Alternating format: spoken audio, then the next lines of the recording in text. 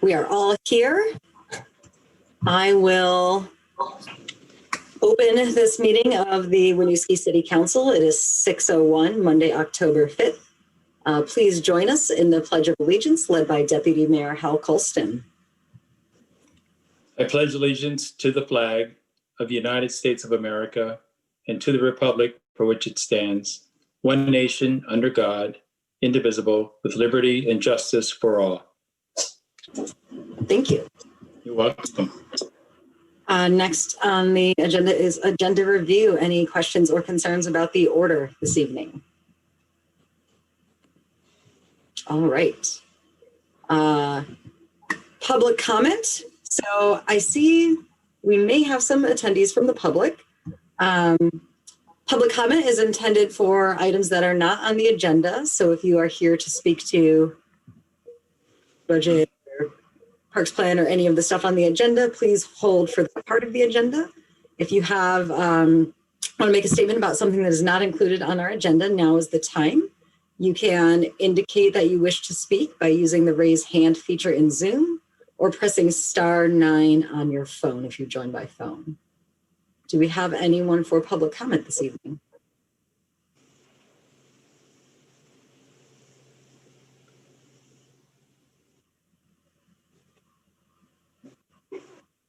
All right.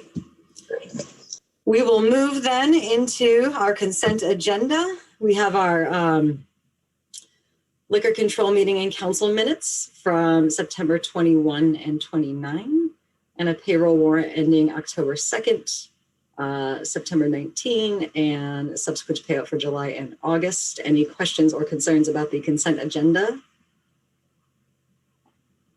All right, I would entertain a motion to approve both items in the consent agenda. So move. Second. Motion by Mike, second by Hal. All those in favor, please say aye. Aye. Aye. Motion carries. Thank you. We will then move on to council reports. Amy, let's start with you. Yes, can you hear me okay? Not very well at all. No. It's really quiet. A little louder. Sorry. Is this any better? It is not. Oh, sorry. I don't know how to make my microphone louder. That's good. Oh, okay.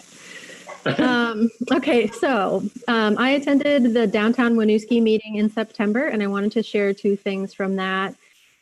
One piece of good news is that they were recently awarded a grant in the amount of $10,000 from the state of Vermont to help promote local businesses.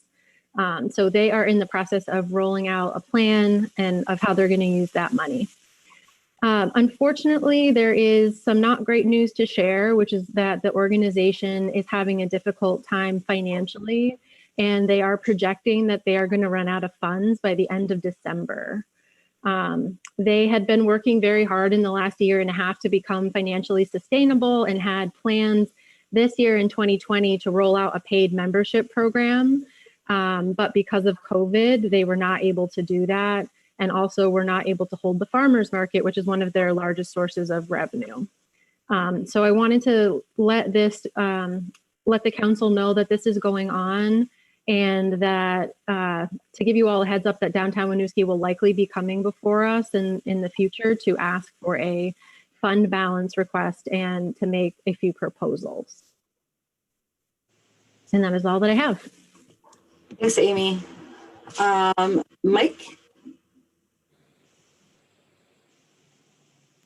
I have nothing to report today. Thank you. Thank you. Your microphone's a little bit quiet too, FYI. My microphone's quiet? Yeah. I wonder, is that a Paul question? Because if I turn mine up, my ears will.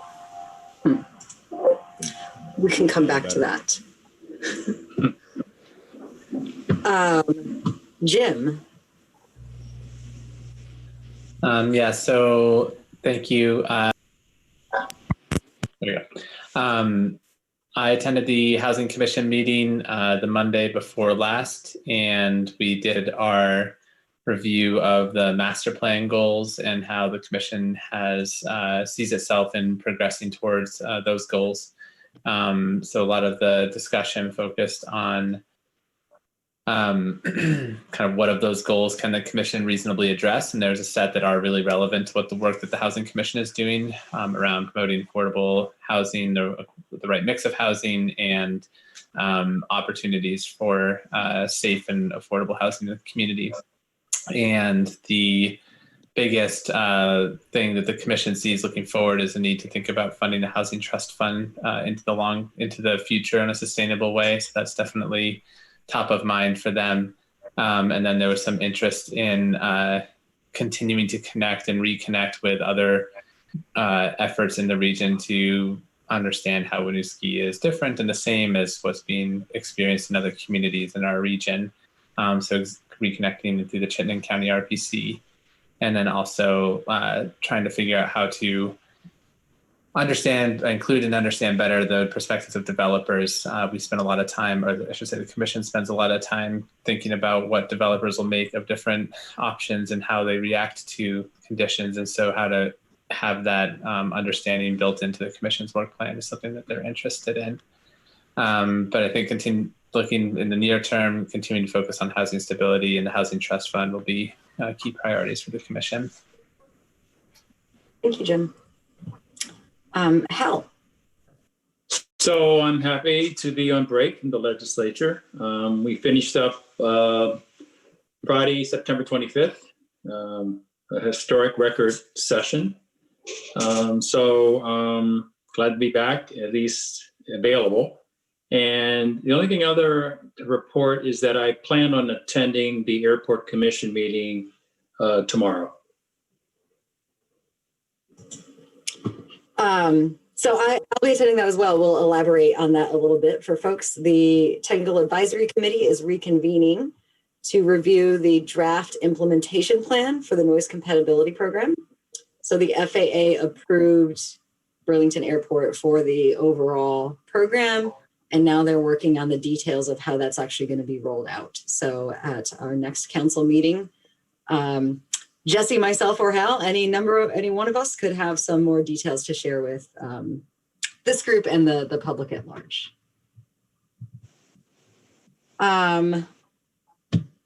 This brings us to city updates. Jesse. Great, thank you.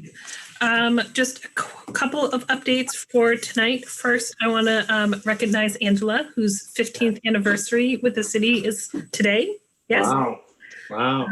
So she's been here for 15 years in many different capacities. So we're excited about that.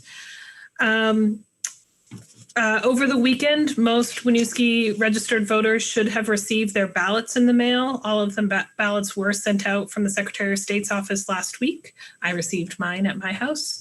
And today we've already had 89 ballots returned. So they're already coming in fast and furious, which is great. Just a reminder to the community that please read the full instructions on the ballot as you're completing it. You are required to insert ballots in envelopes and sign things and whatnot. So just be sure you're reading those instructions so your ballot can count. They can be mailed back to us through the post office, dropped off here at City Hall between 9 and 3 Mondays through Friday, dropped off 24 hours a day in the drop box downstairs at City Hall. And next week, we'll actually be installing a second drop box up here on the second floor of City Hall in the city clerk's office, so folks can leave their ballots in either location. Wanted to, Hal and Christine talked about the upcoming BTV Sound meeting tomorrow. 2 other upcoming commission meetings. The Planning Commission will meet on Thursday night to begin reviewing amendments to the land use regulations. And then the Finance Commission will meet next Tuesday night. They are actually meeting at 48 LaFountain Street outside. So if folks are interested in attending that, that will be next Tuesday night. And then just a reminder for the council that your second public hearing on the charter changes is next Tuesday night, the 13th at 6 o'clock virtually. And if members of the public are interested in that, they can go to the winooskivt.gov/charter website and get all the information, including the login information for that public hearing next week. We also today want to officially welcome Gwynnie Talbot to the team in a new role. She has been a Thrive teacher for us for a number of years, and today she started her role as the Parks and Community Garden Manager. We're super excited to have her on board. She's got a tremendous experience in community gardens and a real passion for Winooski. So we're excited to get more hours out of her every week and bring her expertise to that role. And then finally, Community Services has paired up with Audra Hurd, who is a local creative writing expert in the community, and will be offering a creative writing workshop for adults and teens starting November 2nd. So it's a 6-week course, 1 evening for adults, 1 evening for teens. And if you are interested in that, you can sign up on our website. And that is all I have tonight. Thank you. Thank you. Mike, did you get your microphone resolved? Just want to check before we move forward. Maybe he's working on that at the moment. Our regular item. Can you hear me now? Is that I better? can. That's much better. Is that much better? Okay. Paul sent me something, so I was trying to read that and listen, and then you answered me a question. I'm like, oh no. Okay, I'm good to go though. Awesome. Thank you. So yes, our first item is the Parks and Open Space Master Plan, which Ray will introduce. And I believe we have some guests from Omnis that will be joining the panel. We do. And while Paul is kind of porting them over into panelist mode, I'm going to just do a quick table set and some introductions, and then I'm going to let Laura and her team from Omnis take it away from there. But just kind of quick trip down memory lane. So we started this process back at the beginning of January 2019 when we were awarded a grant from National Rec and Parks Association's 10-Minute Walk program. That is an initiative that's funded by NRPA, the Trust for Public Land, and the Urban Land Institute. It was a collaborative effort. And we were one of 10 communities that year selected to work towards the 10-Minute Walk program's goal of having every resident of every city in the country within a 10-minute walk of a park or open space. So obviously, Winooski being 1.4 square miles, we are pretty darn close to achieving that goal. And I think, as you'll see tonight, have some plans laid out here as part of this master plan that would help us fully achieve that goal, which is extremely exciting. Before we get started, I do want to just give a couple quick acknowledgements and thank yous. First off, Rachel Banner is here from the National Rec and Parks Association. She's over in the panelist list, but hello, Rachel. I haven't seen her since March of 2019 in Chattanooga, but awesome to have you here virtually, and thank you for the ongoing support from your team. Also want to give sort of in absentia some kudos to Alicia Finley and Claudia Brown, who are both former staff who are very much instrumental in moving this project along. Eric Vorwald, who is our planning and zoning manager, who's also on the call here, has been a big help.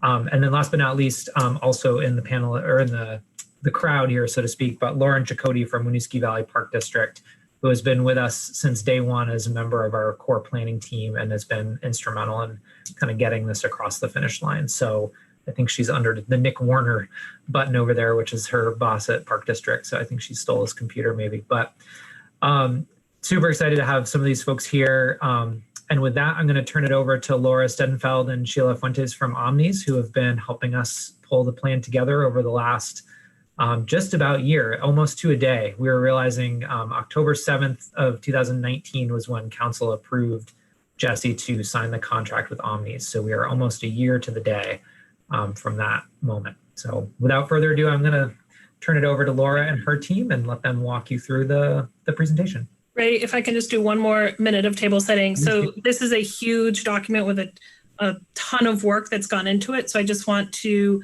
acknowledge for the council that there's a lot here for you to digest tonight. So tonight, all we're asking you to do is take it in, provide feedback, comment, and then we'll be asking you to, assuming that you are okay with it, we will be asking you to approve it on the 19th, but no action tonight is necessary. Awesome. Thank you, Jesse. All right, Laura, take it away.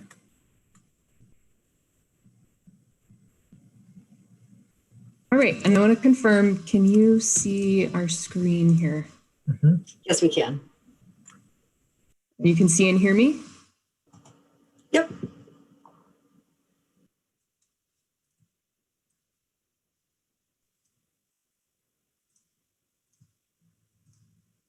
Ray, can you confirm that you can see and hear me? I can hear you, but your screen has gone away. It was there. Okay, now we're here. Sorry about that.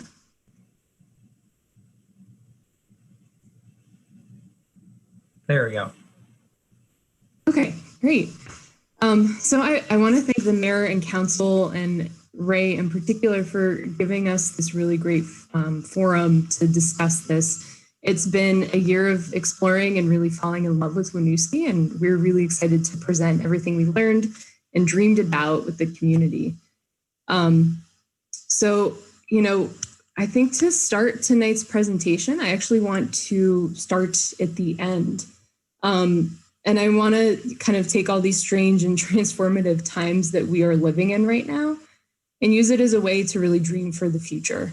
So I want to ask you tonight, when you're looking at this, think about Winooski 25 years from now. And, 25 years from now, it's 2045. The kids of Winooski are running city council. They're shaping the world. I am in my chalet in Stowe, retired. And this Parks and Open Space Master Plan has run its full course. And what kind of future did we really think of and dream of and stored for Winooski in those 25 years from now until 2045? What kind of city did you make? And what we think is that Winooski is still going to have the bragging rights to be the densest city in Vermont and the most walkable in northern New England. And all of the gateway districts are developed and it is full of life. And it's going to have a really ecologically resilient setting. So all 213 acres of parks and natural spaces have been preserved. And Memorial Park and Cassavant and Gilbrook in particular are these urban oases within this really dense city. All of the urban forestry downtown and in the wild spaces of Winooski are going to be maintained and cared for. And all of these critical natural spaces are going to just lend further to livability. And the parks are going to be strategically enhanced throughout the years, and it's going to offer everybody an opportunity to really recreate and engage and be part of this beautiful urban experience, no matter your background, your age, or your ability. And also, the thing that makes Winooski Winooski, all of the cultures, the languages, and the backgrounds are going to be embraced through public art and festivals and events and gatherings and all of its civic spaces. Yeah, and this is how we see Winooski 25 years from now, because that's how the people of Winooski see it. This master plan really describes an effort that's emerged directly from the voices and the ambitions and the visions of the people of Winooski. This is truly a community-driven plan. It was developed through an intensive and intentional public engagement process that's meant to center residents' voices and harness collective community ambitions. Recognizing the really wide diversity of people who live in Winooski, the team actively sought feedback from people of all backgrounds, all ages, all experiences. We took an immersive approach. We spent a lot of time on the ground with many different communities within the city. And the community engagement process, as Ray and Laura mentioned, kicked off almost a year ago during last year's annual Halloween and Winooski celebration. And we really use that event as a way of capturing the perspectives of people who might not typically attend a traditional public meeting at City Hall. We set up outside VSAC with a bunch of different opportunities for people to weigh in on the parks, exercises like dot voting, activities for kids. And it was, a really successful and joyful kickoff. It really set the tone for the work for this year and for collaborating with the community. And it really activated interest that sustained throughout the life of the project and kept people invested. The process was shepherded in part by Winooski's Safe, Healthy, Connected People Commission, which hosted 2 formal public meetings for the plan at City Hall, as well as a 3rd virtual meeting just a few weeks ago to review the draft plan. The commission has been a really invaluable resource throughout this work. We've been really grateful for their participation and their thoughtful feedback and comments throughout the year, and for sharing their time and their platform to help enrich this plan. Beyond the formal public meetings that we had, we engaged with folks a number of other ways. We spent a lot of time in Winooski meeting residents and visiting community groups. Among these were the staff and community elders at the Senior Center, as well as the New American Nepali lunch that's held there. We met with the Winooski Historical Society, with AALV, with folks from the O'Brien Center. We also had conversations with students, both middle and high school students in Winooski, as well as the school cultural liaisons who work with New American students and their families in the district. And we also just spent a lot of time on the ground in the parks, approaching people and talking to them in places where they already gather. Other than these meetings and formal engagement events, we also solicited feedback through an online survey and through printed signage that we posted in all of the parks, asking people to email their thoughts and suggestions for Winooski's public spaces. The online survey got, I believe, 185 responses, and we received a number of emails from people across Winooski with ideas ranging from, big park transformations to really minor suggestions for improvement in the parks. As you'll see once you have a chance to actually review the plan, and as we'll talk about tonight, this process yielded a tremendous amount and really rich depth of public feedback. And it's from this community vision that the plan and its recommendations have emerged. This truly is the people's plan for Winooski's parks. And I think Laura will talk a little more about what that looks like throughout the parks and open spaces. So we want to ground everybody for those who might not be familiar with Winooski's park system. We focused our energies on 8 parks. So the Riverwalk is probably the best known, right at the downtown core, connecting to the natural area of Cassavant, which is a really gorgeous, rich wetland landscape. Also, a lesser known park that is in the alluvial floodplain right below the falls is Memorial Park. So this is one of the key natural areas, along with Gilbrook, which is just separated from sort of the downtown core across I-89. And it's also the home to Winooski's water source with the reservoir. We also focused on civic parks. So Rotary Park, right at the center of everything in Winooski. Landry Park, which we're also considering as a really integral part of Myers Pool. The two are really part of the same park, just across the street from one another.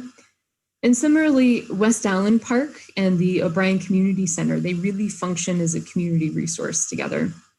And then there is a sleepier neighborhood park, which is really beautiful, Richards Park, which is located right here. So we acknowledge that there are greater lands within Winooski, of course, the cemetery and Winooski schools. But we were really just focused on city-owned land and connectivity here for all of the nearby residents. So we started looking at Winooski by its topography. So you might not think about it, but this topography really shapes the landscape in all of Winooski's neighborhoods and public spaces. And this is also a factor that really affects the perception of walkability. So even though Winooski is a compact, very dense city, you can see these pink ridges, which are really high slopes right here, prevents people from feeling like they're connected to some of these landscapes along the river. We, because of the focus of this grant, started by looking at the city through this lens of walkability. So you'll know that the plan is actually a much broader scope. It's about connectivity and activation and programming and maintenance and operations, all of those things. But this is where the plan really starts. And it's about creating equity and access to parks. So we looked at the entry points for parks and tried to figure out a 5 and 10 minute walk destination. Most of Winooski is actually within a walkable distance. However, this north quadrant right here is actually just out of reach, and you'll see that. But we started to zoom out and really look at the urban scale. What are different strategies that we could use that could be implemented over time to improve walkability? So we came up with some of these really simple guidelines that can be implemented at any time as funds allow. And then we wanted to also zoom in and start looking at parks and recreation and how these are serving the communities and how people can walk to these spaces and really feel engaged and served. So in this gap up here, we actually found a small city-owned lot that we think has potential to become Winooski's next park through a little bit of investment. Right now, it's an open lawn space with this very simple path. So we're keeping really simple bones here and introducing some planting. In the summertime, this is just a beautiful lawn for kids to play, people to pass through on their way to work to Vermont Heating and Cooling. But in the wintertime, we heard from so many people that they want more skating space and more outdoor recreation space. So we saw a future for this, and we think that this could really be one of the missing links that could make Winooski completely walkable. And we want to zoom out at this other big scale. This is a big, grand vision for Winooski. This is truly the 2045 scale, where we're creating walkability from the downtown core and the existing Riverwalk, where you can go to each side of Winooski and even beyond, connecting to Lake Champlain, connecting to Sunny Hollow, to Colchester. So we recognize that this is a long-range plan, but we think through working with different stakeholders that this is achievable.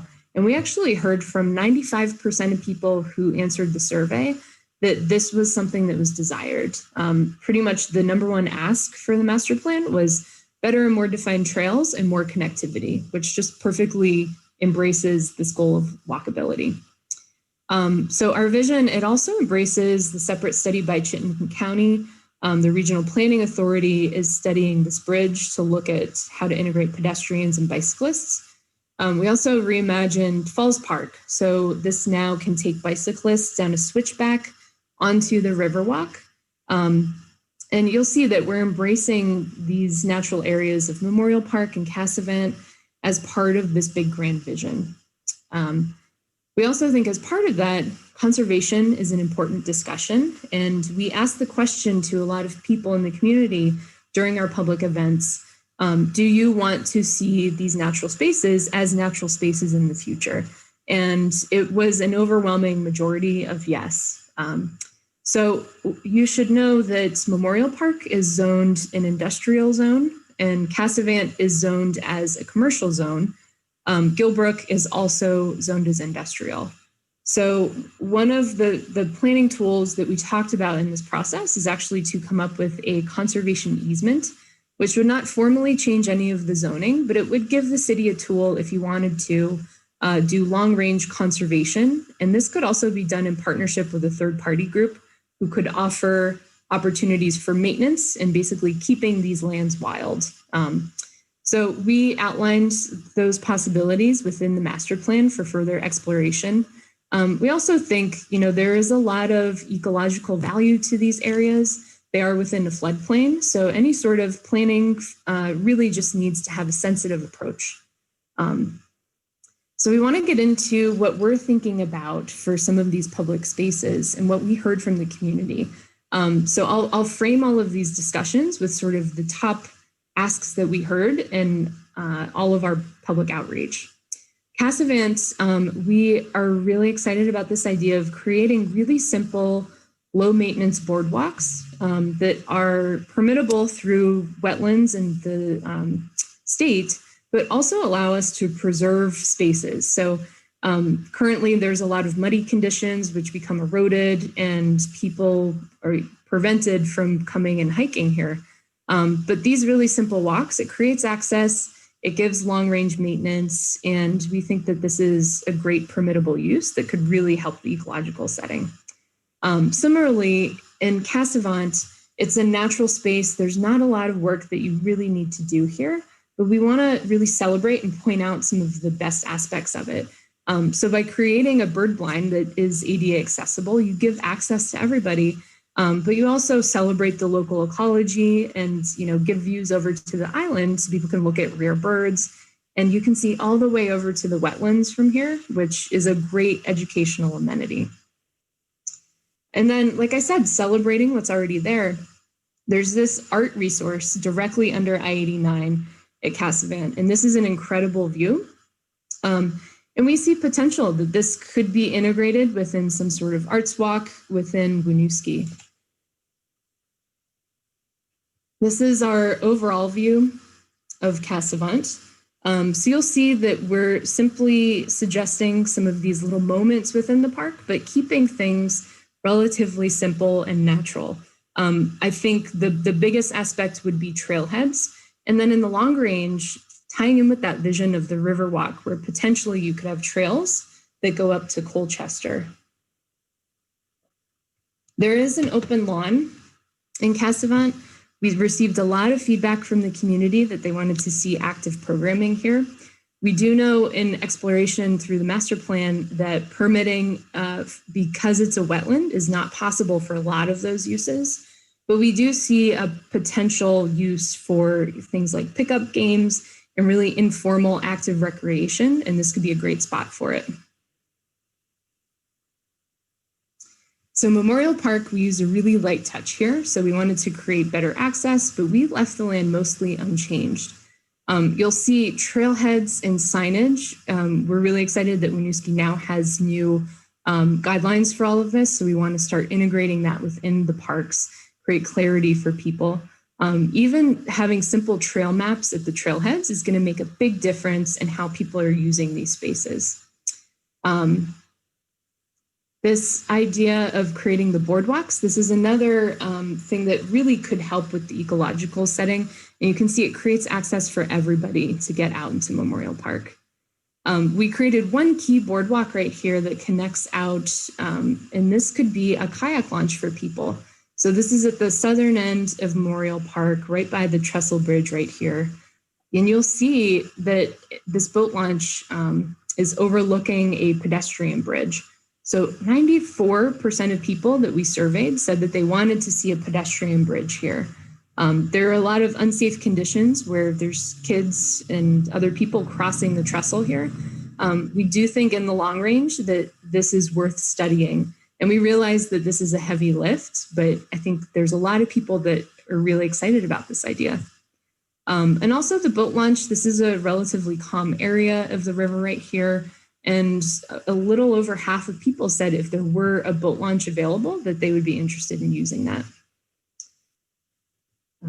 So I just want to point out again, the zoning for Memorial Park is an industrial use right here. The access is through this industrial area.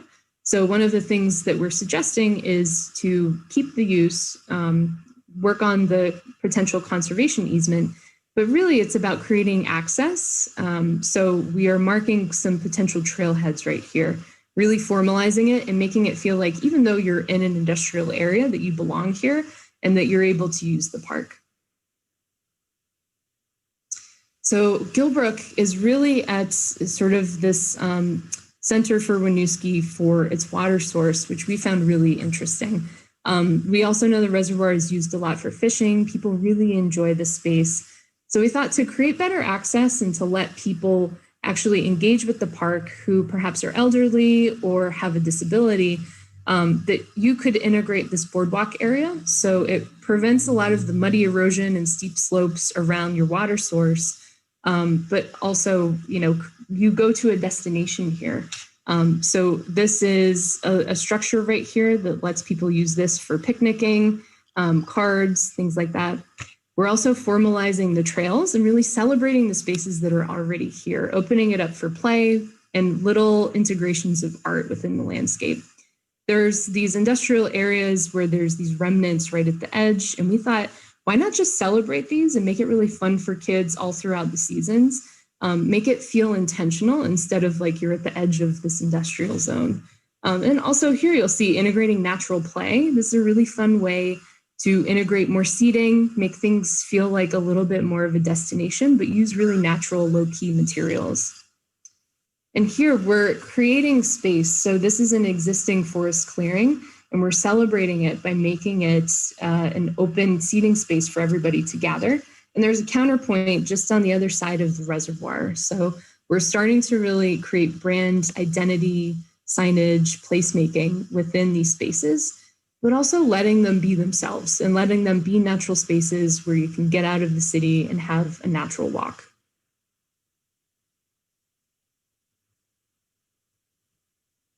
The Rotary, we studied and we heard from a lot of people that the Rotary felt like perhaps an unsafe place and they didn't feel quite comfortable within it. And I think that these perceptions are also changing because of some of the recent traffic reconfigurations. This is a really fantastic park. It's right at the center of everything, and we are excited for its evolution.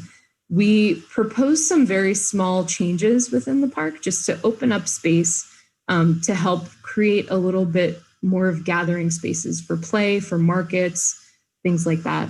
We also heard from some people that the walls sort of inhibited views over to the historic architecture. So we included some strategies to basically just work within the structure of the park and open it up and make it feel a little more breathable. We do know that this will be a future hotel site, but we see some possibilities of activating these lower reaches of the Riverwalk and also Falls Park.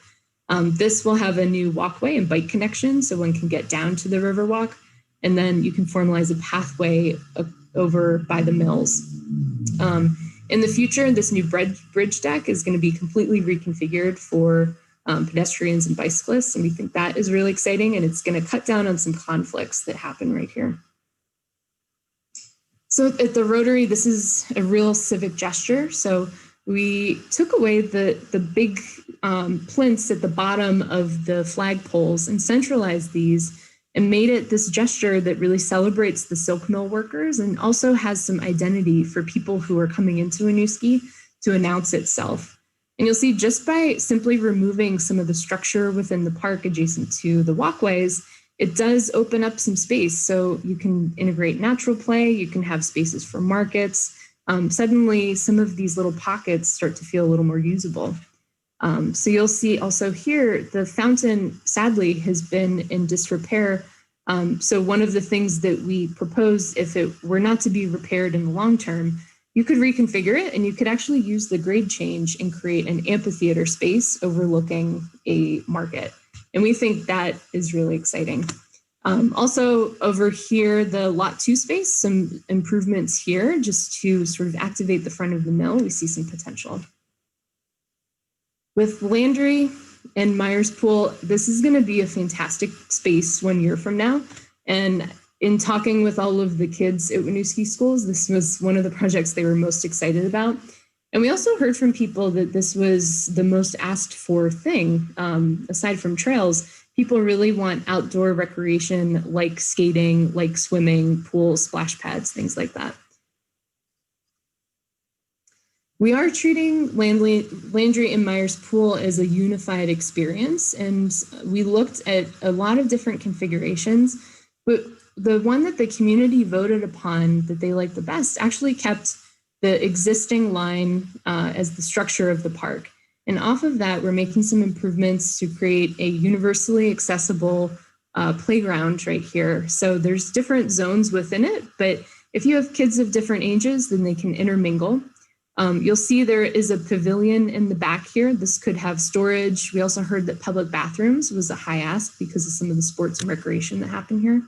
And you could also have storage for things like soccer. You can barely see it, but the Winooski skaters have put together a really great plan for improvements that we've included in here. And they got really specific about what equipment they wanted to see in the park, which we thought was wonderful. We also think Landry Park, this is one of the most action-packed and programmed parks in Winooski. So there is a lot of opportunity for food truck nights, movie nights, family day, all kinds of different programming because it's such an active park already.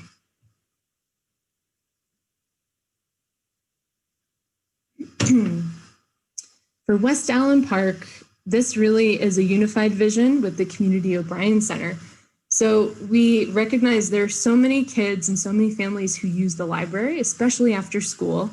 And there is an unsafe crossing to go across the railroad tracks. So what people were asking for was a community gathering space. So we are converting this back area to make it feel less like a shopping center and more like a place for the community. So the expansion of the community gardens really embraces this pavilion area, which can be used for doing homework, but also having celebrations. You could close down this alleyway. This could be used for all kinds of festivals. We had 2 different schemes for West Allen Park that the community voted for. And so we're showing both here. But you can see we're really integrating the hillside. So there's a slide that's integrated here. There's also this amphitheater space. This is the expanded dog park, and then this is expanded play right here.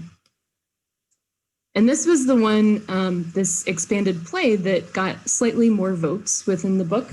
So we're showing here. But what we sort of thought about West Island Park, it was a little bit, it didn't have an anchor. So we created this central gathering space. And this is really a multi-generational place. You can imagine a lot of kids, a lot of older people just using this all times of day. This is integrating games. We have more basketball, potentially a splash pad. And this is, on par with the amount of programming that's actually happening at Landry. And it's also helping with walkability. So we're creating park loops around the edges, which we know helps with park safety. And it's also helps with the success of the park, that people really feel like it's a destination. Richards Park is really about active programming. So there is a deed, there's something on the deed that basically says that you cannot build permanent structures within Richards. However, it is a big, open, beautiful lawn with a lot of mature trees. So we could see a lot of different pop-up activities that could happen here.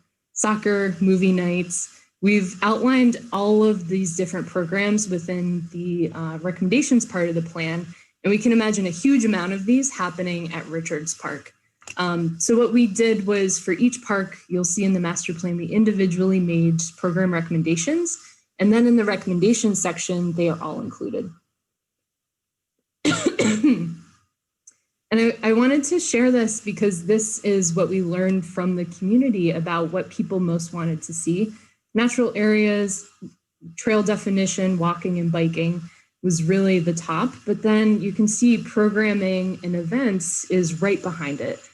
So we think that creating access and then creating programming to and from these parks, this all sort of enhances the walkability goals that we have for the project.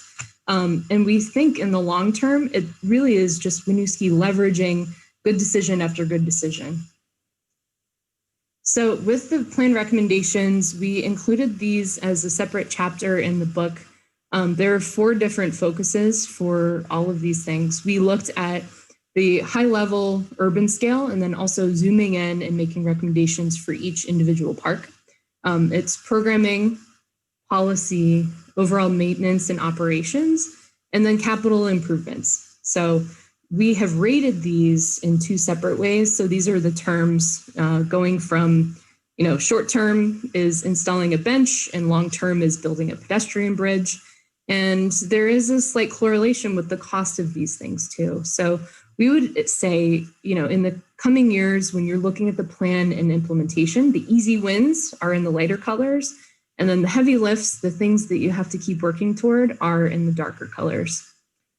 So I won't bore you with going through all of the different plan recommendations, but you'll notice they're broken out by policy, maintenance, and the capital improvements. And we already went through some of the programming.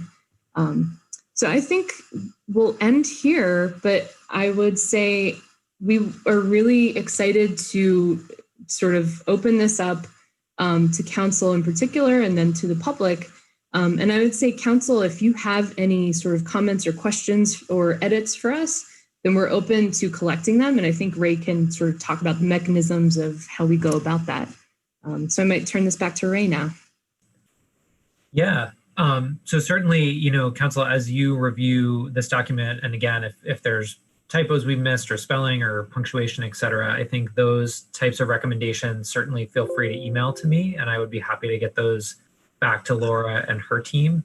And then I think, tonight, wanting to just take comments, questions, and give us an opportunity to respond if there are any questions around process or decisions, and then also, any pieces that we may want to kind of relook at or sort of polish up, I guess, before a final version comes back. But, again, I think we feel pretty good about the version that's in front of you tonight.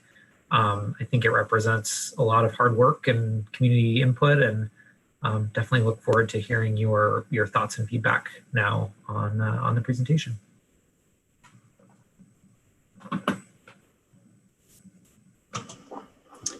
Well, thank you for that presentation. I really enjoy the enthusiasm that our consultants have for Winooski. And I want to recognize and appreciate that a lot of work went into this community engagement. I see some really good policy recommendations and best practices in there. But I am troubled by the larger process and picture of this plan. There's a beautiful vision here of things that we could do for our public spaces that would be lovely. But I see 76 capital improvement recommendations in here. And it sort of reads to me like a wish list of nice to haves. I see items in there that are not connected to the community feedback that is included in the report. I think the idea of a bird blind at Cass event is cool. I didn't see that in the community discussions, and I didn't see that as a priority when we previously looked at the survey responses and the community feedback that we've been receiving. I think there are some things in here that should be prioritized as responding to actual community need, and that needs to be separated and delineated from things that would be nice to have but are less asked for or less urgent. I think the way that it's categorized right now, it worries me that having this document on the books for future councils, the further you go and lose context, we're going to have folks looking at this big grand vision and thinking we need to implement all of this, when I don't think it's realistic that we would get to all of these things in the next 25 years. So for me, I would like to see some sort of separation of those two different types of projects or improvements that are recommended. Not sure how other folks feel. I will expand it to the group.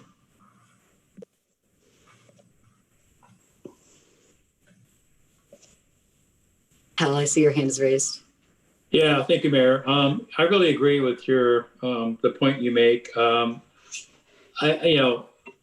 do we look at this in a staged process so that we can get people excited about stage one and then maybe stage two and so on, so that if it's going to require more capital, increased taxes or what have you, people can get behind it because they can really appreciate the experience of kind of, entering into this long-term vision. So, what's the best way to frame it so that people can really get behind it and get excited and want to do more? So I think that's a great point, and I appreciate your comments. One of the things that we were really excited about as the outcome of some of this community engagement was we actually had 55 people sign up who wanted to be park stewards. So we asked them, do you want to be a steward? Are you interested in volunteerism? And they all signed up. So I think in between that and also active programming of some of the existing spaces, so working with community services and sort of other groups, I think there's a lot that you can actually do in the short term. It really is about programming and use and sort of love of some of these existing spaces. And I also think we got a lot of comments from people that were super simple, like they just wanted a bench in some of these parks. I think there are some of these smaller wins that can happen, and you sort of build upon your wins as you go along. But we were just so excited for you guys that basically have this pool of 50 odd people who really want to be out there involved, sort of getting their hands dirty and volunteering in the parks, which I think is great. Thanks, Laura. Mike, I see your hand is raised. Yes. You know what? I really enjoyed this report. I think you, so to speak, knocked it out of the park. It's a good vision for Winooski. I want to know if there's any potential for, if we move forward with any of these plans, for vocational schools, for some of the simpler projects that we can get kids to build, such boardwalks around the Gilbrook, or lean-tos at the Gilbrook or Memorial Park. I think there's potential there. The other thing I wanted to know if there's any safety protocols in your plan here for example, Memorial Park, that's an overgrown area, and I don't know if you've been down there in the summertime. I drive down there once in a while because that's where I used to hang out and ride my dirt bike when I was a kid. It's not friendly. You don't have a friendly vibe when you go down there. There's only one little hole that you see go in, and I can't speak on facts on this, but I'm sure there's a transient population that hangs out down there. Because I used to go fishing down there too when I was a kid, and I don't think I'd go down there now. I think the potential of having a footbridge next to the Blue Bridge is a win for Winooski, because there has been a lot of hazardous situations that have come out of people crossing the Blue Bridge or the trestle. We know it as the Blue Bridge. So if you don't know what I'm talking about the train tracks going across the Winooski River. I don't know if it's your job to come up with a safety plan or if it's the city's, but like the Gilbrook area with the open air space with a sitting area.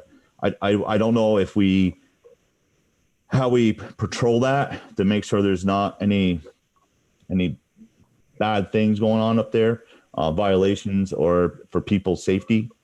But I think overall your vision's very good. And I think if we hit some of the smaller projects, it could be a win for Winooski. Thanks, Mike. I want to respond about your question about safety and also Memorial Park. So we did include as part of the recommendations, there are still some encampments along the edge of the river there. So through some cleanup days and dealing and talking with that community, I think by clearing that and creating better access, there's going to be a feeling of safety. And I know Ray has talked about the cleanup days, which have really, I think you did just one weekend, and that really helped to transform the perception of the park and also just the use of the park. There were needles and garbage everywhere. And now suddenly it feels like it's starting to get back to this natural space that people actually care about. Yeah, I would agree. And I think, throughout this, Mike, you mentioned Gilbrook as well. I think really by trying to create place at a lot of the entrance points to these parks and, give that a bit more of an identity, the hope is that, number one, it sort of discourages some of the less savory activities that I think can happen in sort of less defined park spaces. But I think also, really the hope is to, with some of these improvements, start to drive more positive traffic into the parks and create that sort of natural surveillance that I think does help dissuade some of those challenging activities that we've seen as well. So I think it's a great point. I think in terms of, a formal safety plan, that's definitely an interesting one for us, I think, to consider as part of the recommendations. But again, I think a lot of these, in particular, some of the more subtle updates, I think, are really designed to address that issue at base. So it's a good point, though, to think about whether that's something we want to include as a formal recommendation. Hal, I see your hand is raised. Yes, thank you, Mayor. I really appreciate Councilor Meyer's thought about how to utilize youth in a vocational effort to help, provide a resource for putting this together. And I just wonder if Vermont Youth Conservation Corps could be considered as a resource, which is already positioned and has a long history of doing trail building and so forth. So that could be an interesting possibility. Amy? Thank you. So this is the second time that I've seen this presentation. I saw it at the Safe, Healthy, Connected People Commission, and I would have to say I'm just really excited about it, even seeing it a second time. I think that there's a lot of really good ideas in here.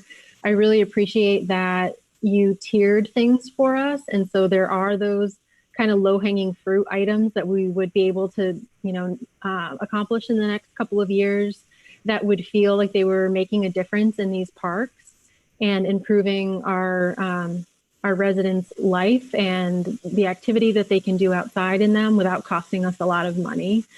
I totally understand what you're saying there about if we put forward all of these things in the master plan, and then, 10 or 15 years down the line, the next council is going to have a really big wish list in front of them that they are going to have to feel like they have to accomplish. And I get that. If we had to prioritize, I think for me, I would want to see some of the suggestions they had for connectivity, the trails that would connect us to Colchester and the footbridges. Although those are some of the bigger ticket items, Winooski is pretty isolated right now in terms of our ability to get to other cities because of the grade that we have. And I think that could make a big difference. Thanks. Jim.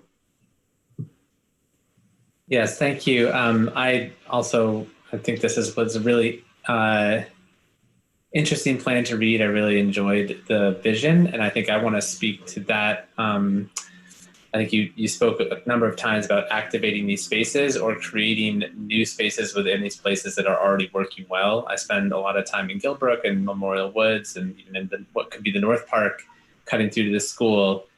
These are all places that we are already spending time as a family, and I see the potential, and I know that it's not being realized in these places. And what I like about this plan is that it is a progression towards a vision. So if we can only do 2/3 of it or 1/3 of it, it still is in the direction of something that together will work. And I think that's something I want to keep a focus on, that even if we can't get to the $3 mark, dark blue ones, if we can start chipping away at some of the other ones, it's not, let's throw a park bench here, or let's improve this trail for a day. We actually know that it feeds into this larger vision. And I think that the vision as articulated and what the renderings show will improve these spaces and build new places that, as a perspective of a parent of young kids, I think would be extremely valuable for us. And I think also have the potential to be accessible by design, which I think is something that we should also have in mind. So I appreciated all those elements being shown as part of this visioning. And I did share the concern with the kind of level of the number of things. That grid at the end was very overwhelming, but as we've been talking, I've also went back and started reviewing it too, and I see how it all ties together. So I think that we as a council now would look at a plan from 20 years ago and say, that was a nice idea 20 years ago. I think that a council in 20 years will look at this and say that we understood where we could get to and where we couldn't get to. But at least we had a common direction that all of these different small efforts around plantings and around putting in new infrastructure and rebuilding spaces for different uses and improving trails all is going towards the same point. So I appreciate that part of the plan. I think that they'll have done a great job of presenting that too and sharing out how it all fits together.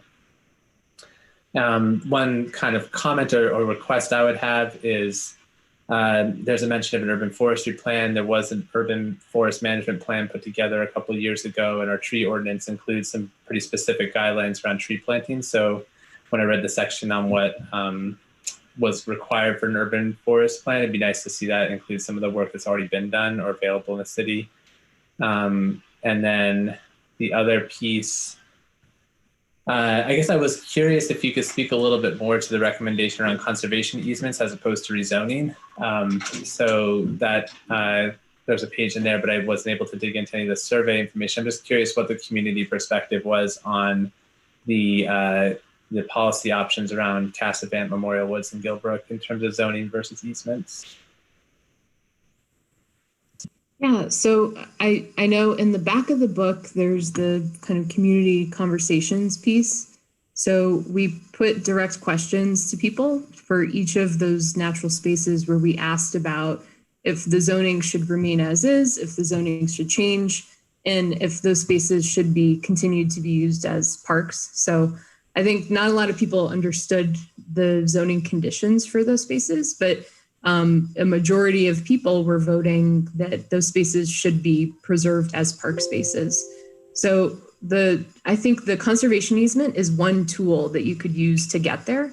There's also zoning changes that you could address, but our attitude was, if you wanted to preserve these spaces in perpetuity and you didn't want to have to go through all of the council function of the official zoning changes, which would affect your build out and sort of long-term development, then this is a tool that you could use in the future.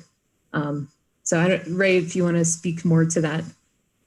Yeah, no, I think that was a great summation. I mean, I think really the end goal was really to achieve a conservation effort in those parcels. And I think in assessing the sort of straightest line to that path or to that point, I think a conservation easement versus a rezoning effort made more sense.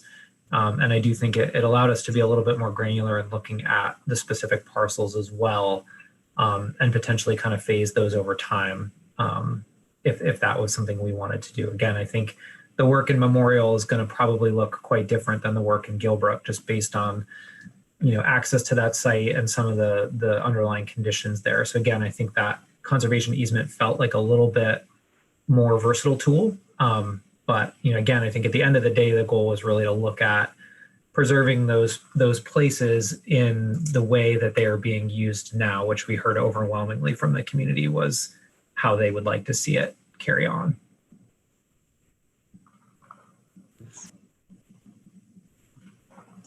Mike? Yeah, I just want to touch base on a couple other things.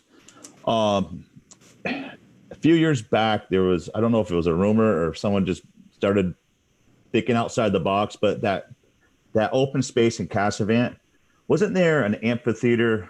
Wasn't the city thinking about putting an amphitheater back there in that open space in Cassavant Park at one point? Is that something that talks were starting, or whatever happened to that conversation? Because I didn't see it in this plan.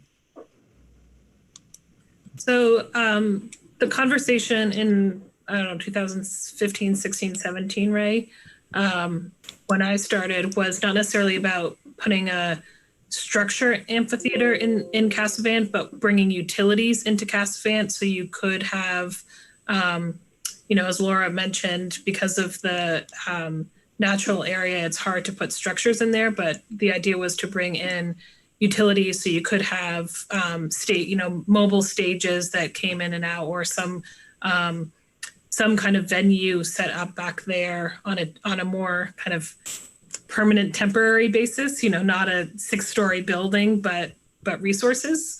That is why, as you probably remember from the Lot 7D permitting, that we are upgrading the road back to Cassavant to make sure that if there are events there in the future, we can get public safety vehicles back there. We could get, big semis to put up tents back there, things like that. So other planning efforts are continuing in that direction, but not necessarily for a structure.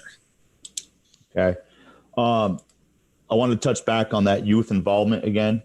I think if we get youth involved in helping build or help on some of these parks, that they'll be respected a little bit more. Because if so-and-so has a friend working on it's all word of mouth. And I think if we get our youth involved, they'll enjoy the parks more, especially if they get their hands dirty helping out and either going to the conservation, like how Colson said, or hitting the Voltec schools, or even asking our own high school kids to volunteer hours. Because I know community service, the certain grades have to do community service. I think that'd be a great way to get the kids to put back into the city that they've grown up in. And one more concern I had was 133 Elm, the carpet factory. Now that property, Memorial Park, does the city share entryways to that park with the property owner? And how would that all configure if we were to make that more of a high dense park with parking with the commercial use of that building? It's a good question. So I think, Mike, that's sort of a policy conversation that as we look at that plan for Memorial rolling out, that we'd have to engage with that property owner around. Yeah. We had a couple different thoughts there that were flexible, sort of based on ultimately what the use of that facility is looking like, and what access to that property needs to be accordingly. So we talked about the possibility of sort of consolidating parking and access very near the bottom of that drive entrance, so that we don't have public members of the public traipsing way down the parking lot and getting intermixed. And again, to Laura's point, I think sort of creating a really clear entry point to the park. So I think, that I think is a subsequent kind of policy level conversation we need to have with that property owner to start to hash out, what do those details look like? And from their perspective as a property owner, what makes the most sense? We've had a really strong collaborative partnership with Redstone, who owns that building to date, and have had really good conversations around, trail improvements and work down there and kind of making sure as we've added the kiosk and parking that they're on board. So, I think we have a friendly partner there, but I think that would be certainly work kind of coming out of the launch of this plan that would be pretty early in the process. I think they'd want to, just to make it a little safer down there. If people start using it more, the safety factor will certainly be upgraded. Yep, certainly. And you know what? Oh, I didn't see on the plan was the floodplain on that area down at Memorial Parks. What page was that on anyway? Because I know that area does flood out. The river does break its banks over there. Mm-hmm. And that's the other thing. We'd have to be cautious of what we built down there or what kind of structures we put down there, such as a boat launch, because that area does flood. Yep.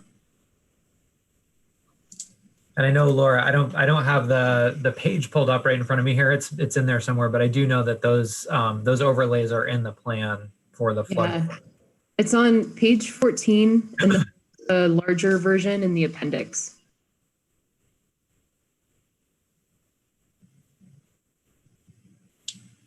But I think globally, Mike, it's a point well taken. I think development in any of those parks has to be sensitive to those floodplains, because that's a factor that we're working with here in Winooski pretty acutely.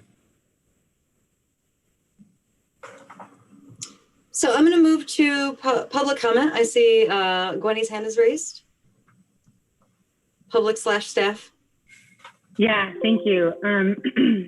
I don't know if I'm able to turn my video on, but it's okay. I know I'm coming in hot as my very first day in this new position, but I just wanted to touch on the concern about the encampments, for instance, in Memorial Park. I just kind of wanted to contextualize this conversation in the fact that Winooski is being gentrified right now, and this plan, I'm a huge fan of it. As a Winooski resident, I'm really excited about it. And I just want to remind us that this will at least play a part in gentrification of Winooski, if not hasten it. And so when we're talking about pushing people out and creating a sense of safety in parks like that, we need to sort of follow up that conversation and realize that this plan doesn't exist in a vacuum. I guess it's sort of a question that might not be answerable right now, but I think it's important to think about how we can integrate this plan into a larger conversation about access to resources. I just think it's really important that as we're talking about creating safety in these places where there are encampments where houseless people are living, at least temporarily, what resources are we providing as a backup for people that we're basically forcing out of those spaces? I just think it's really important that we're sort of thinking about this in a greater context, and not sort of treating folks like that like burdens or nuisances, but sort of creating a greater sort of Winooski community that has safety nets for when they could be forced out of those spaces. And again, I'm a city employee and a citizen, and I'm really excited about this plan. But I just want to make sure that we're thinking about that. Thanks, Gwenny. I really appreciate your overall framing of that. I had a thought reading this as well. Folks are not living there because that's where they want to be. And so we can't, moving out an encampment, where are you sending those folks? They don't have any probably already. I think that's a really important thing to think about if we are making changes in the future. And as part of our overall sort of housing and development discussions that we're having. Mm-hmm. I did want to touch back a little bit to, Amy, you sharing that connectivity being a priority. And Laura, you brought that up as one of the things that came up. I just wanted to refer back to at the beginning of the year when we had received sort of a progress update and community feedback thus far. The connectivity and signage were the two biggest things that I recall seeing. And I think the signage speaks to that placemaking that you're talking about, as well as seating. I do also want to call out that most of these parks were rated as meeting needs at 70 or 80%, which again, I think for me, that reinforces like we need to be focused on what are the actual things that community has asked for and separate that from what can we do, bigger and better down the line if possible. I think those changes also, I'll stop there. Do folks have other thoughts? Is there something, any sort of specific feedback that would be helpful? Ray or Laura, anyone at Omnis? No, I'll let Laura speak for her team as well, but I think this has definitely been a really helpful conversation to just, I think, hear some of the areas of concern and I think give us a little bit of homework to kind of go back to look at. I think what I'm hearing, which is nice, is that there's not a lot of conflict with the suggestions that are here. I think there's more of a question of sort of aspirational nature versus reality and sort of figuring out a way to frame that perhaps in a more, a slightly adjusted way in the presentation, I think is something we can work in looking at. I think we did try to do that through that tiered system within the recommendations, looking at, time frame and cost, but I think it's something certainly Laura and I can put our heads together on a little bit and think more about. But again, I think I want to acknowledge this is aspirational, and I think we know that. And I think, Jim, I appreciated the comment you made about sort of grounding things in a progressive vision, knowing that some of those are going to be easier steps than others. So I think for us, the challenge may be to look at how do we present that back so that the community understands that more clearly when they read through this plan, which I think we can look at. So I just want to be very clear that for me, it is the setup in the report that is problematic, that I would like to see some sort of change to. And I think the way that Hal phrased it as phasing is perhaps a way to go. Mm-hmm. The current tiers do not, for me, clarify what is a priority issue for residents and what is a nice to have for the future. That's helpful clarification. Thank you. Thank you.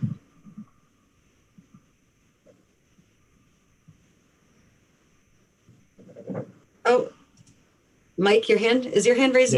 Yeah. Can I just say one more thing? Sure, go ahead. I think if some of the smaller items will help make these parks or open spaces more inviting for people to use, I think that will be a huge win for the city of Winooski, even if it doesn't cost the city that much. Just a little upgrade, a little facelift. I think that some of the smaller things that are attainable for us could be a huge, big win for Winooski residents, and just gathering and something to do, especially if we go through another summer like we did this past summer, where people need to have open air spaces or somewhere just to get out of their house, their own space for a little while, go look at something different. And I'd like to end on that. But good job on the report. I liked it. Thanks, Mike. Thank you. So let's move on to our next item B, on for approval, the industrial wastewater charge resolution with John Rusher.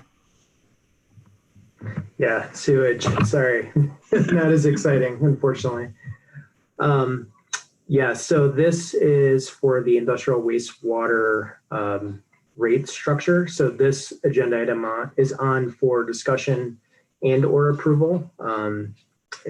Frankly, it's up to you all. There's no time rush on our end if you do want to review this further. So to give you some more background, so basically, this is sort of the third and final task in our process to update our industrial wastewater regulations.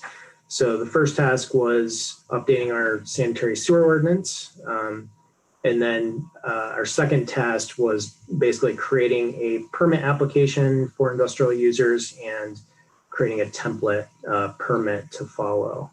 And just a step way back, so industrial wastewater, we're talking about those facilities that, you know, are not primarily residential, and they have sort of high strength waste that you know causes us down at the wastewater treatment plant some higher operational costs. So typical users would be a brewery. It would be basically any of those industrial users that produce some type of liquid chemical product that a portion of that gets flushed down the drain to us down the treatment plant. So this isn't you know, typically restaurants or commercial facilities either. It's really industrial type users.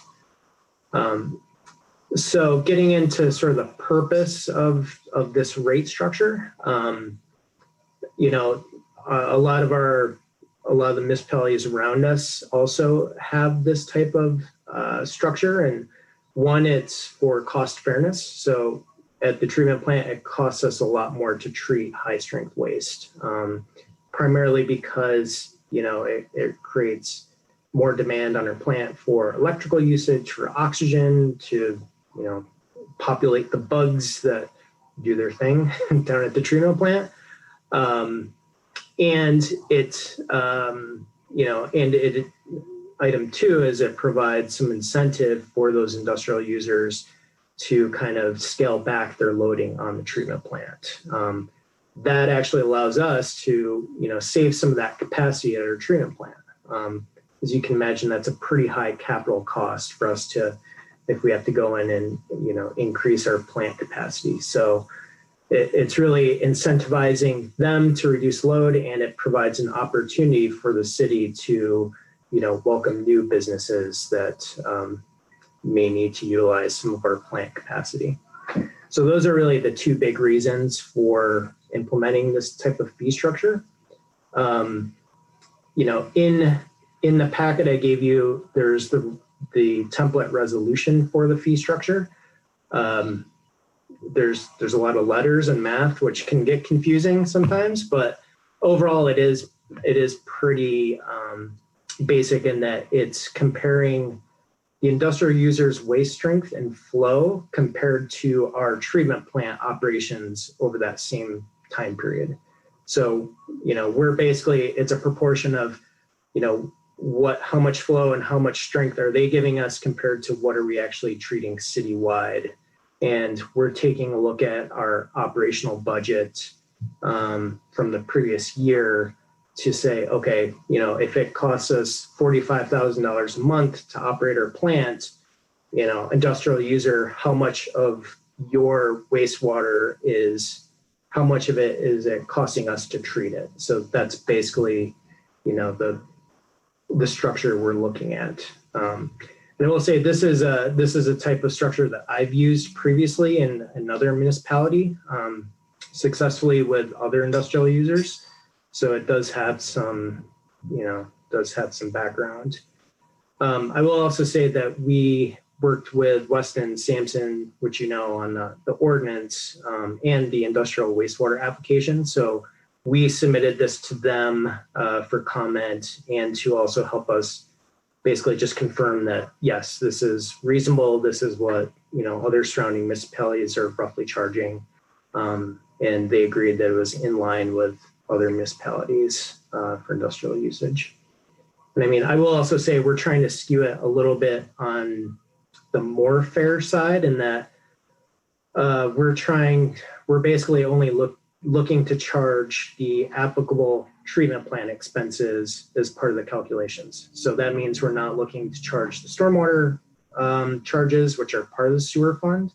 And we're not looking to include the sanitary distribution expenses. So we're trying to be really skew it fair as we can, because we know this is a new a new fee structure potentially for some industrial users. But with that, I think I'll sort of open up for questions. I know this isn't a super fun subject, but if you have any questions on it. Well, thanks for revisiting the why behind this for us and some of the considerations that have taken place. I know last time we discussed this, you also shared the outreach you have been doing to the few businesses that would be impacted. Are there any questions from council that have come up this second visit? Any questions or concerns from members of the public? Again, you can raise your hand in Zoom or press star 9 on your phone to be recognized.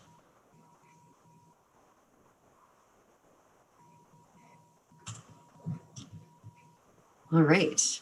Hearing no questions or raised concern, I would think that we want to move forward with this and take a motion to approve. So moved. I think I saw motion by Jim and second by Amy. All those in favor, please say aye. Aye. Aye. Motion carries. Thank you. Before we move on to item C, our FY22 budget setting, I would like to call a brief recess. Let us reconvene at 7:25.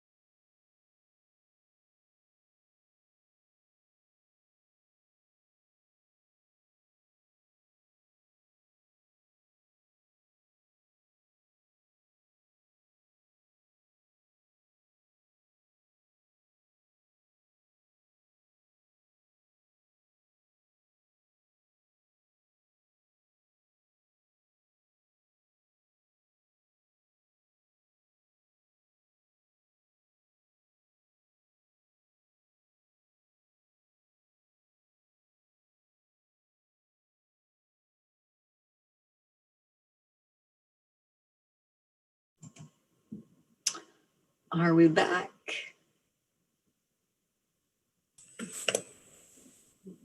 Hal, have you returned yet? Give him just a moment.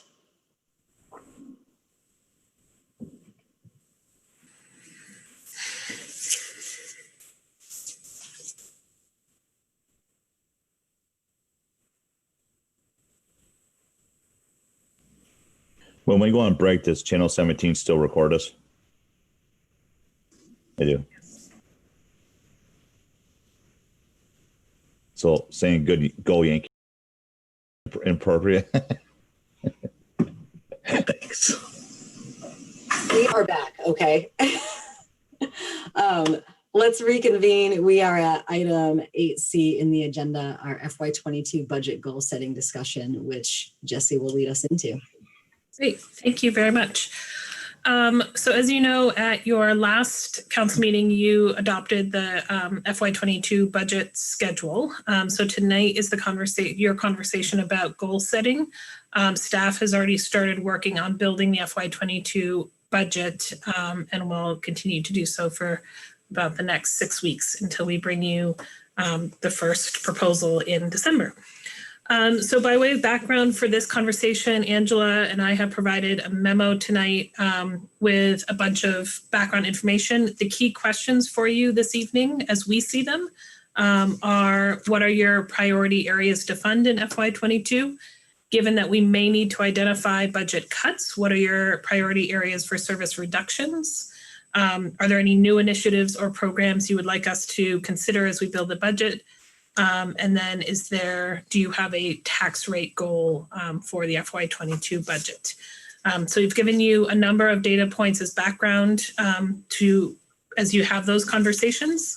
One of the things we have done this year is called out assumptions that were made coming into the FY21 budget that we are in now.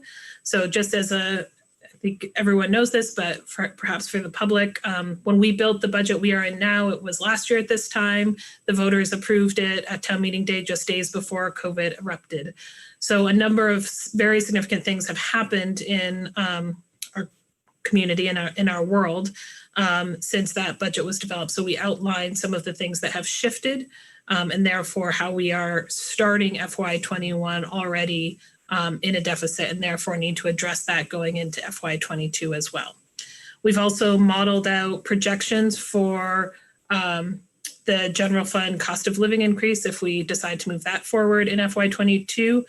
What we are currently hearing from our insurance providers about what increases we may see on the insurance side, and then a rough estimate of grand list projections for FY22 that we will be fine tuning over the next couple of weeks. So with all of that taken into consideration, if nothing else were to change, if we were simply to bring you a complete level services budget with those factors taken into consideration, we are at an increase of $113,000 or 1.9% on a tax rate. We also have a number of additional unknowns that I want to call out for you, not that we can do anything about them tonight, but just so they are in the back of your minds. We do have one contract, our employment contract with the police union, the Fraternal Order of Police, that expires the end of this June. We have not started negotiating that. Typically, we start negotiating that 6 or 7 months before the expiration. There is also the question of the school resource officer and conversations being held at the school about the future of that position. As you know, that position is a sworn Winooski police officer, and in exchange for the services the school receives from that position during the school year, the city receives $55,000 a year in revenue from the school district. So if that position is eliminated or reframed or altered, that will have a budgetary impact. Also unknown, just to call it out, is we've all been having lots of conversations about 133 Elm. As you probably remember, when we set the tax rate this year, the tax rate was 1% lower than we had previously projected due to the personal property at 133 Elm that we had no idea about going into the FY21 budget. So if that institution is to leave our city for whatever reason, we will need to make up that tax rate. Green Mountain Transit has indicated that they received quite a significant CARES allocation and are looking to offset rates for a period of time. We have heard initial proposals on that, but we don't know the specifics on that yet, but that would be a reduction in that expense to the city, potentially into FY22. It's just unknown at this point. And then, of course, our unemployment rate, insurance rate is likely to go up given COVID-19. We have been told by our insurer that that will happen, but again, don't know the exact impact of that yet on the general fund. And then finally, we did include, and we will continue to try and update and fine tune the information we are presenting you based on feedback from the Finance Commission. They asked us to look at what property tax dollars we're going to fund in the community. So you have that on the last page of this memo, broken down by service area to kind of get a sense of what our property taxpayers are currently paying for within city operations. So thank you for your patience. I feel like this is a very big meeting with 170-page master plans and a lot of algebra and resolutions and now a big budget conversation. So appreciate your sticking with it through these conversations. Thank you, Jesse. I would also call us back to what Amy shared during council updates, that we are likely to receive an ask from downtown Winooski. I think it's also quite possible that other partner programs that we provide some funding to will be seeking increases this year. I did want, before we dive into discussion, I did wonder if you could elaborate on the unbudgeted COLA. I don't quite follow that bullet point in the document. Sure. So this memo is on the website and on our budget page if folks are following along. You're talking about the FY21 unbudgeted COLA line, yes? Yeah. That's right. So in FY21, when we were building that budget, we built that budget assuming a 2% cost of living increase, which is when we were building that budget in November, December, January last year, it's what it was running at. As you may, in our personnel policies and our union contracts, that COLA annually benchmarks to the February to February rolling COLA average. So remembering back to February 2000, it was kind of a high watermark. COLA actually came in at 2.3%. So I made the decision, so we got that information, COVID hit, we knew we were going to furlough folks. We knew folks were going to experience hard time. I made the decision at that time to maintain our commitment in our personnel policies and our union contracts and follow that February to February rolling average, even though the result of that was that we were starting FY21 $54,000 in the red. That is the difference between 2% COLA and a 2.3% COLA across the general fund. I see. It didn't. The estimate was not what played out. Exactly. Thank you. So I'll just remind folks that last year we had this discussion and sort of at a high level landed on a level service outlook moving forward. I think the bullets that Jesse has added here about priorities for funding and potential areas for cuts if needed is an additional layer that we should add to that conversation. I am happy to share my thoughts first, but also open to if anyone else would like to jump in.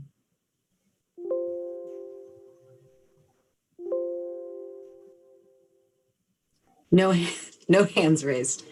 So I have been thinking a lot about this, and with some of the information that's coming forward, there's a lot of unknown. It is pretty strongly predicted that the next fiscal year will be worse and have a greater impact versus what we have seen so far from this pandemic. We know that a good portion of our residents are struggling, either unemployed, unable to make housing payments. We already are in a pretty low resourced community. And I would like to see some balance of level service with an increase that is either at or below COLA so that we aren't adding additional burden to our tax-paying residents. And even, to folks who don't directly pay taxes, but certainly do through their rent. when I think about priority areas, we have some existing commitments, right? We need to move forward with Hickok, get our pool operations going, keep focused on our housing and economic development, support of our business community through this. I think if we are talking about service reductions, I would not be interested in adding any additional capital projects to the table right now, and would actually consider delaying potentially some of those. I don't know. I'm thinking back to the CIP we saw last year. I know there was like an upcoming ask potentially for a fire truck or some other big equipment. Not sure if that was in FY22 or if that was further out, but I think that is an area to look at if reductions are needed. I will pause there and see if folks have other thoughts.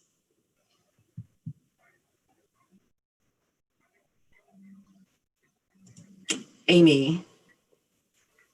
I agree with a lot of what you're saying there. I think that when I was thinking about these priorities for next year, I was operating under the assumption that in some way, COVID is still going to be a part of our life in this next fiscal year. And trying to think about what priorities we would want in a COVID world. So for me, level service and keeping as many of our staff employed as possible would be a priority for me. Keeping the tax rate itself as low as possible, given what the things that Jesse has already named, I think would, whatever we can do there. I also agree that capital projects are probably not super important for this next year, especially the sidewalk improvements. I think that was something that was suggested a couple years ago in our previous normal, and that's not something that I see as a priority for this next year. I was also just thinking about what our lives are like living with COVID. And I know that the Thrive program has struggled in the past to stay financially solvent. But I think that providing that sort of daycare and after school programming right now is really important for the community and for parents. And I would want to make sure we could do whatever we needed to do to keep that alive for the next year. And also just thinking about the master plan for the parks and open spaces that we just saw. I know that we haven't passed that yet, but if there are any free or really inexpensive improvements that we could make to parks that would better people's lives during this really difficult time when people are outside a lot and utilizing those spaces more than ever, I think that could go a really long way and may not cost us a lot of money. So those are some of the thoughts I had. Mike? I have a question about the SRO, the school resource officer. If the school decides not to retain their services, is Winooski, what position does that put Winooski safety in if we have to let go of one officer? Or is that an option? Does he get put on the payroll again from the city? That the safety, can the city function with one less officer? And I have to agree with a lot of what Councilor Lafayette said and the mayor said. I do want to touch base on the sidewalks. Correct me if I'm wrong. Didn't we get a grant to kind of help with the cost of the sidewalk repairs? I can't remember if that was something that was in the works with Public Works or not. You authorized us to apply for a grant for some scoping work associated with sidewalks. So that's, okay. We've received word that we've gotten it. Yeah, we just wrote it a couple weeks ago. Okay. Do you want me to talk about the SRO? Yes, please. On the SRO, Mike, it's a really good question. I think it is a question that you all will need to answer if the school decides to not have that position anymore. The SRO does serve as the 16th sworn officer in the city. I think the question that will come back to you is there is no right number of officers necessarily to provide for the public safety of the community. It's what you all feel comfortable as the policy leaders staffing to ensure the public safety. So if that is what is decided, and my hope and what I've heard from the school trustees is that there will be a public process about that position in the next 6 to 8 weeks. We will know that going into you considering the FY22 budget. And then you all will need to make a policy call on whether you feel like we need that 16th sworn officer, in which case we'll need to add that salary back into the budget, or if we can provide for the public safety with 15 officers. And of course, the chief and I will present you some information on that to make that decision. But I think that there isn't a right answer there. It is something that we will have to grapple with. Okay, thank you. One more thing, this might be towards Heather, is the grants that the FEMA and the childcare grants that we applied for. I mean, are we any closer to finding out when or if we're going to receive those, or what's the normal timeline for that?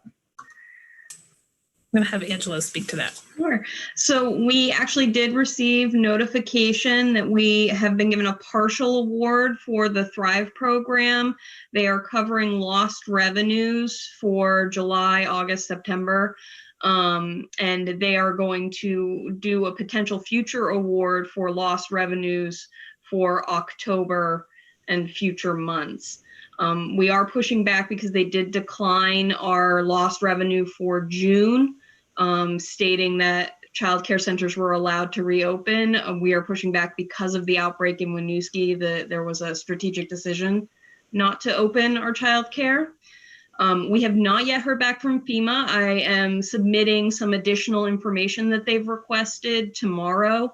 We're hoping to hear back soon, but if FEMA does decline to fund some of the items that we've submitted to them, it's automatically going to get kicked to the local government grant that we've already been awarded. And they will review those expenses and determine whether or not they will consider them eligible as well.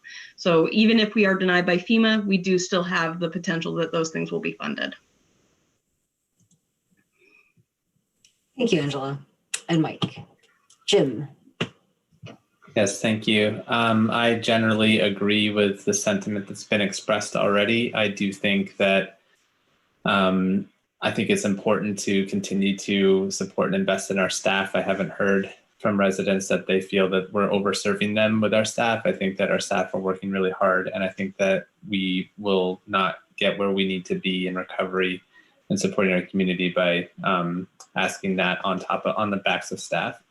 I do want to put in a plug for potentially rebalancing some of our planned capital projects in just planned maintenance in terms of street resurfacing and sidewalks. I think that we should be considering that in general, looking at this as maybe a transfer of priority instead of a add of sidewalks.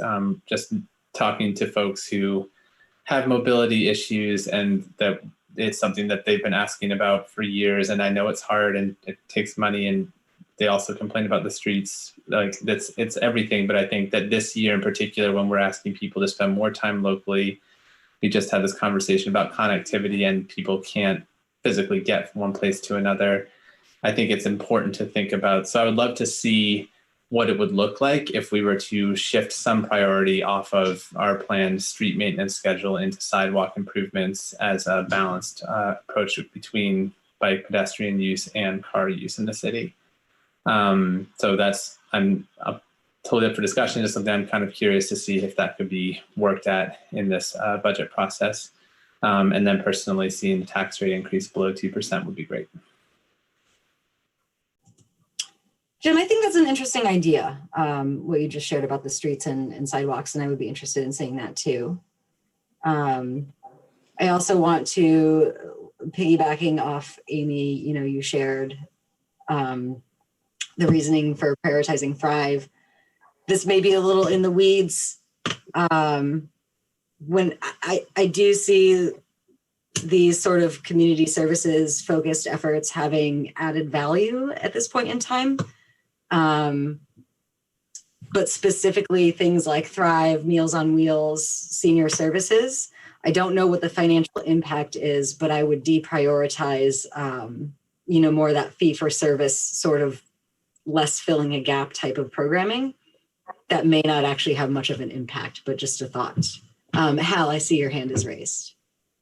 Yeah, the only thing I'd like to add to this conversation in terms of any kind of upgrading with our sidewalks is we should always consider safety. Safety should be the driver for making sure that we are doing the right thing to make sure we keep people safe.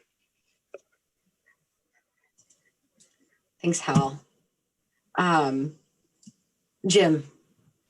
Thanks. That reminded me, Mayor, of one other piece that I don't know if this is possible, but I think potentially rebalancing our recreation programming so that we do charge higher fees for maybe more optional, like nicer things. And just if there is the need to see that, I would accept an increase in fees for certain things, like the creative writing course is awesome. I'm glad we're offering that. And that's something that we ask users to cover a little bit more cost so that we're decreasing pressure on other programs that might be not more essential, because I think even providing these services and these outlets at the time when people don't have their normal outlets is valuable regardless of the topic. But I think if there's ability to pay in certain fees for certain courses that can relieve pressure on others, I think that's worth exploring at this time.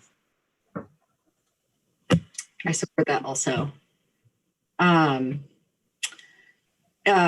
your mention of safety just popped something into my head. I know one of the ways that the state has saved money this year is by not mowing around highways, which I noticed visibly and was not bothered by.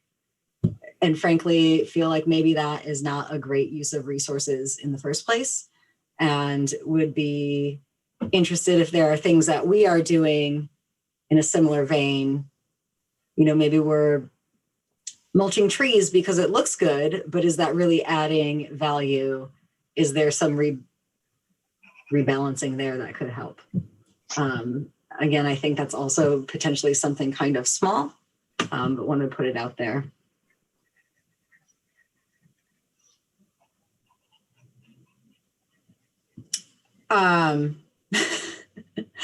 Are you hearing useful feedback? Is there anything like conflicting coming up that you would like us to go through?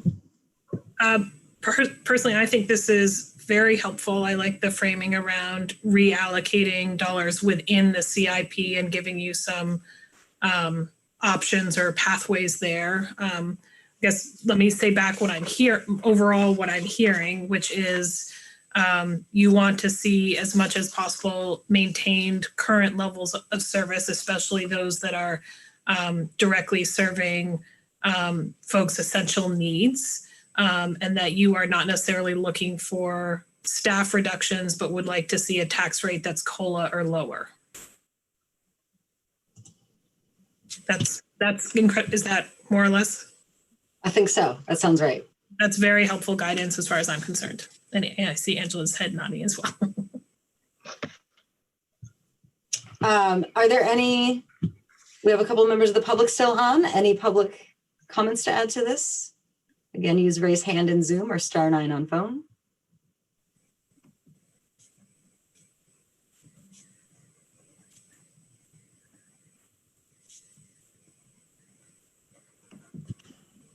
Any other thoughts or questions from council or staff? All right, that went so well. Now for Angela and the rest of staff to make that work somehow. We'll get there. Yes. Yeah, let's do it. So this brings us to item D for discussion, our 2020 policy priorities and strategies recovery plan report out number 2. Yes. So just as a reminder, you adopted this 2020 plan. We are aspiring to bring you this every month. So we are giving you updates on everything, not just topic area by topic area. Quite frankly, much of it remains the same because it is that ongoing work that we talked about last time.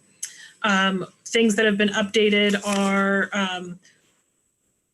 or significant updates are, again, the BTV Sound meeting that you've heard talk of a couple of times. Tonight, the updates on Main Street and Hickok Street are both included in here, more real-time updates on that. And I think other than that, it's, fine-tune updates here and there, but more or less the same. And we're happy to answer any questions you have. Thanks for calling those out. Personally, nothing in here surprised me. Seemed on track with what I would expect. Questions from council? Amy? Yeah, I'm just curious, and maybe Heather, you could speak to this, about the plans for the legacy campaign, and knowing that it's supposed to be next spring, right? That we're turning 100. So just was curious if there's any update that you might be able to share there. Yeah, actually it's 2022. So it's okay. So we have more time than that. Thank goodness, because we had come to you and had presented a proposed plan for rolling it out, and then COVID struck. So things have shifted a little bit, and Paul Sarn has been fabulous about coming up with a new plan for us and really leveraging some of our online resources, but also planning toward the future where once again we can gather and we can have a celebration. So that plan should be coming to you, I would say, in the next 2 months. We haven't set an exact date, but we will be bringing forward a proposal to you for how we will deal with it throughout COVID and beyond. Awesome. Thank you. Knowing that we have an extra year is also helpful to my brain, because I don't know why I thought it was next year. Well, it will be a whole year of birthday celebrations. It's just the actual birthday, isn't it, until 2022.